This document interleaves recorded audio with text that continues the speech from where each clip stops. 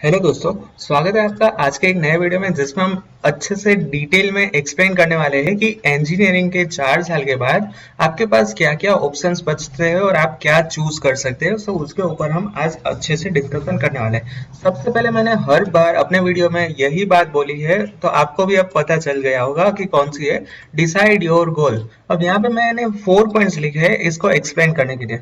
सबसे पहली बात कि आपके जो 4 साल है उसमें अगर आपका डिसाइड गोल फिक्स है तो आपको काफी अच्छा यूजफुल होता है।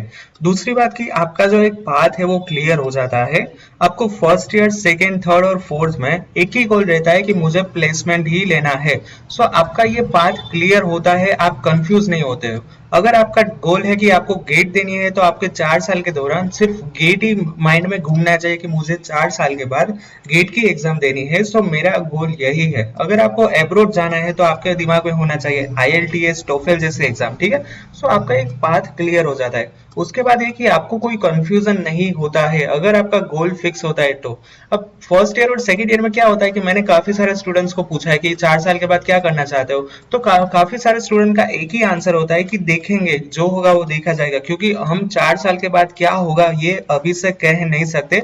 सो उस टाइम पे जो भी ट्रेंडिंग टेक्नोलॉजी होगी, ट्रेंडिंग जो ट्रेंड होता है उसमें हम चले जाएंगे। तो ऐसा नहीं होना चाहिए, आपके दिमाग में कंफ्यूजन नहीं होना चाहिए, आपका गोल फिक्स होना चाहिए, ठीक है। सो create your time table and follow it. अगर आपका गोल फिक्स है तो आप उसके हिसाब से एक टाइम टेबल बनाइए और उसको फॉलो कीजिए। सो ये 4 पॉइंट है। सो इसीलिए मैंने ऑलवेज यही बोला है कि डिसाइड योर गोल। सो आपको काफी यूजफुल होता है।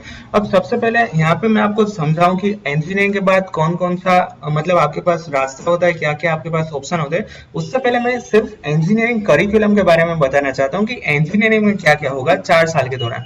सबसे पहले साल में आपका पहला 14 डेज होगा, वो होगा इंडक्शन पीरियड।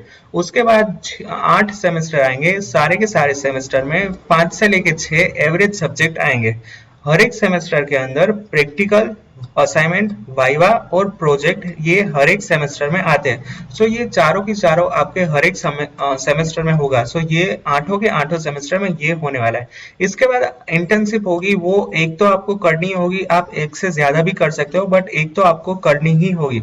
और प्लेसमेंट तो हर साल आता नहीं है, प्लेसमेंट होगा ओनली इन फोर्थ ईयर और ये एक ही बार आएगा और लाइफ टाइम अपॉर्चुनिटी होगी आपके लिए, ठीक है। सो ये है आपका पूरा का पूरा इंजीनियरिंग करिकुलम। 4 साल कहाँ पे बीत जाएंगे आपको पता भी नहीं चलेगा, ठीक है। सो अच्छे से पढ़ाई करना। अब सबसे पहली बात की आज का वीडियो का टॉपिक है उसके ऊपर आते हैं कि इंजीनियरिंग के बाद क्या क्या पॉसिबल है। सो ये सारे के सारे तो है ही, इसके अलावा भी आपके पास काफी सारे अदर ऑप्शंस भी है जो मैंने यहाँ पे मेंशन नहीं किए हैं, क्योंकि मोस्ट ऑफ स्टूडेंट्स इसी से जो यहाँ पे मैंने जितने भी पॉइंट्स लिखे उसके साथ ही जाते हैं। बट अगर आपका गोल इसके कुछ अलावा है तो आप नीचे कमेंट में भी मेंशन कर सकते हो, आप मुझे डायरेक्टली भी उसके रिगार्डिंग पूछ सकते हो, ठीक है। सो सबसे पहले आता है हायर स्टडीज। काफी सारे students after engineering MTech pursue करना चाहते हैं, उसके बाद पीएचडी करना चाहते हैं, एमबीए करना चाहते हैं। सो इंजीनियरिंग के बाद आपके पास सबसे पहला ऑप्शन होता है हायर स्टडीज का। उसके बाद काफी सारे स्टूडेंट्स पीएसयू में जाते हैं। यहाँ पे पीएसयू का मतलब समझाओ तो पब्लिक सेक्टर यूनिट जिसको बोलते हैं, गवर्नमेंट की बड़ी बड़ी कंपनीज जिसमें आती है भारत हेवी इलेक्ट्रॉनिक्स लिमिटेड, फिर काफी सारी दूसरी भी कंपनीज आती है। उसके अलावा काफी सारे स्टूडेंट्स मैनेजमेंट में जाते हैं, जैसे कि मैंने ऑलरेडी बताया कि एमबीए में काफी सारे स्टूडेंट्स जाते हैं। सो ये भी आपके पास एक ऑप्शन रहता है आफ्टर 4 ईयर ऑफ इंजीनियरिंग।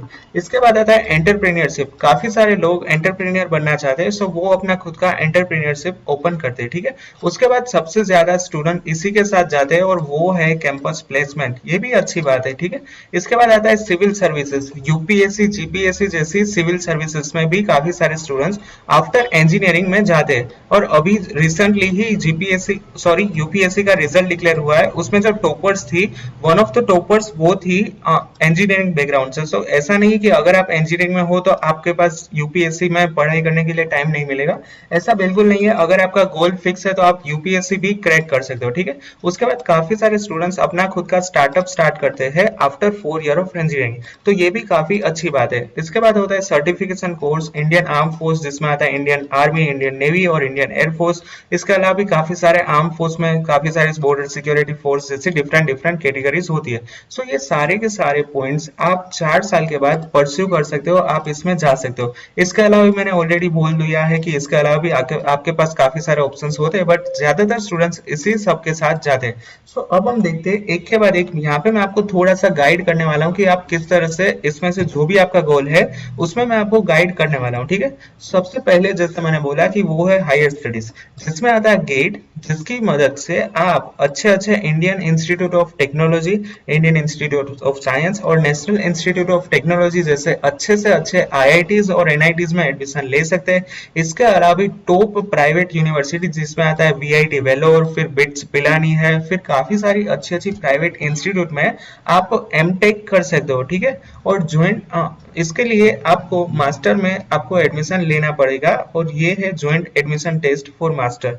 ये क्या है, सबसे पहली बात कि आपको हायर स्टडीज में जाना है तो आपको कोई तो एक एग्जाम देनी ही होगी। सो वो है, ज्यादातर कॉलेज में गेट का स्कोर ही एक्सेप्ट होता है।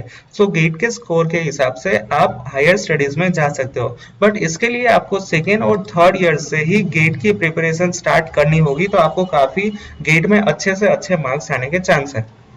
अब आते हैं पब्लिक सेक्टर सर्विस, जिसको शॉर्ट फॉर्म में मैंने लिखा था पीएसयू। अब पीएसयू में क्या होता है कि पीएसयू जैसे Bharat Heavy Electronics Limited, SAIL है, इंडियन ऑयल कॉर्पोरेशन है, फिर काफी सारी अच्छी अच्छी और दूसरी भी है जिसमें इंडियन ऑयल कॉर्पोरेशन, फिर काफी सारी ऐसी पीएसयू है।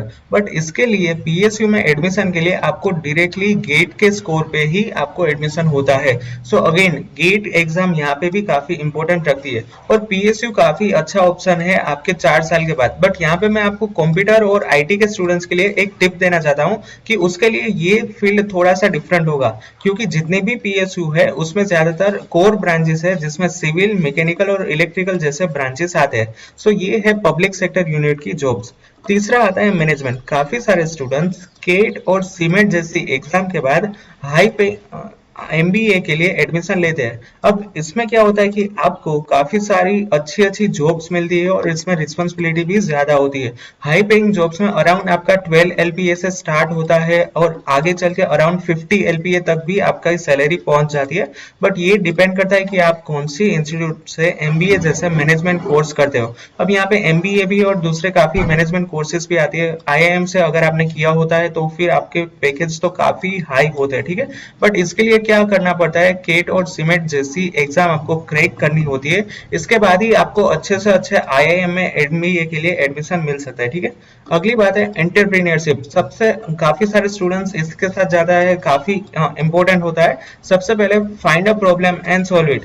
Many startup platform you can use and college startup cell. अब एंटरप्रेन्योरशिप के लिए सबसे पहले तो आपके पास एक होना चाहिए कि आप कौन सी प्रॉब्लम पे अपना एंटरप्रेन्योरशिप, अपना जो खुद का दिमाग है वो लगाना चाहते हो। सो उसके ऊपर आपको एक प्रॉब्लम फाइंड करनी होगी और सॉल्व करनी होगी। काफी सारे स्टार्टअप के लिए प्लेटफॉर्म आपको अभी हेल्प करते हो, और कॉलेज का स्टार्टअप सेल भी आपको अच्छा एंटरप्रेन्योरशिप और एंटरप्रेन्योर बनने के लिए हेल्प करेगा। जिसमें कॉलेज का स्टार्टअप सेल होता है वो आपको अच्छे से अच्छा फाइनेंशियली सपोर्ट करता है, ठीक है।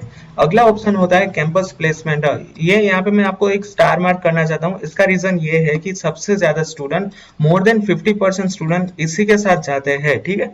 सबसे पहली बात कि most of the students go with this, जैसे कि मैंने ऑलरेडी बताया कि काफी सारे स्टूडेंट इसके साथ जाते हैं। बट इसके लिए आपको मेंटेन सीजीपीए करना होगा। अब एसपीआई, सीपीए और सीजीपीए के ऊपर अभी तक कोई वीडियो नहीं आया है, बट मैं जल्दी से जल्दी इसके ऊपर वीडियो बना दूंगा।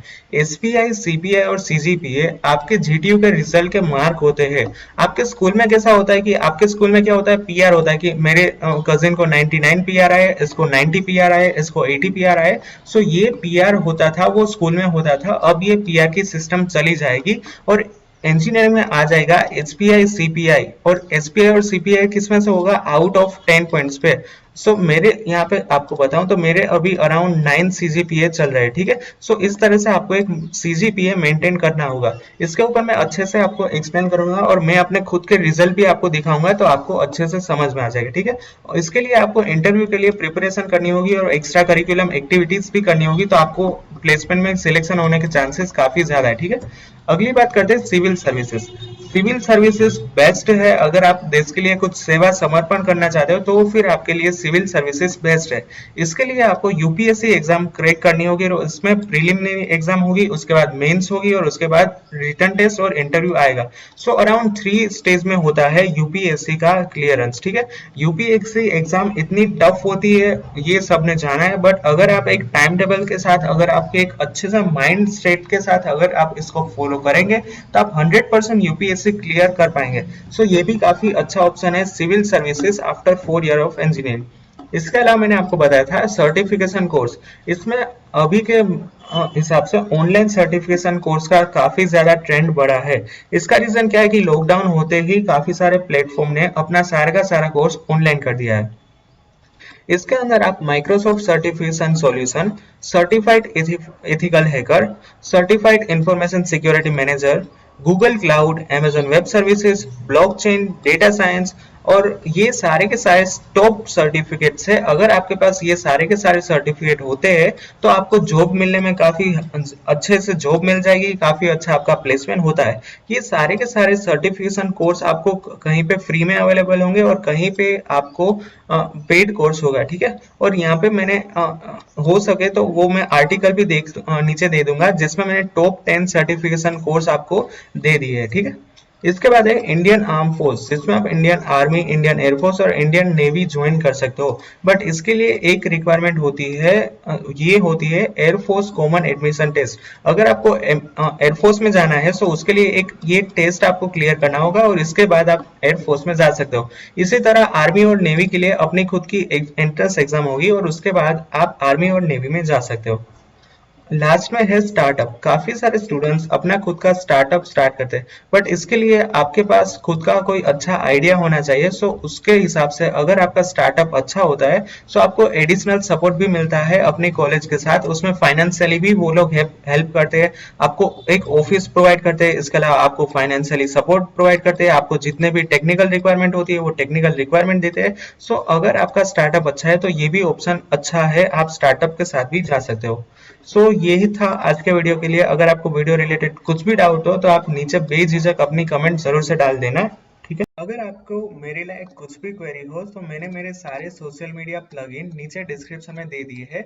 आप मुझे इंस्टाग्राम में भी अपने सवाल पूछ सकते हो, इंस्टाग्राम में भी डीएम कर सकते हो। And as always, like my video. If you have any doubt, then ask me in the comment section or personally ask me. Do share this video with your friend, and if you're new to my channel, then subscribe my channel and press the bell icon for the latest notification. Thank you very much.